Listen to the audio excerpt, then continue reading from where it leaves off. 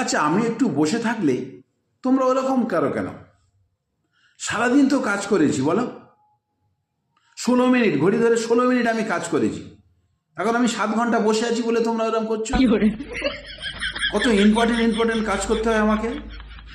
খাওয়ার সময় জল গড়াতে হয়, খাওয়ার সময় খেতে হয়, এগুলো তো আমাকে করতে হয়। তোমরা কি কাজ করো বাড়িতে? এই একটু রান্নাবান্না করো, এই একটু বাজার ঘাট করো, এই একটু সুবিধা অসুবিধাগুলো দেখো, বাকি আর কাজ কি করো?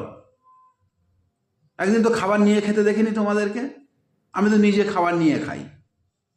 তাহলে আর আমি 5-6 ঘন্টা বসে আছি বলে তোমরা ওরকম করছো? আমি আজ ঘড়ি ধরে 16 মিনিট কাজ করেছি, তারপরে তুমি ওরকম করছো? বড় বড় ইম্পর্টেন্ট কাজগুলো তো আমাকে করতে হয়।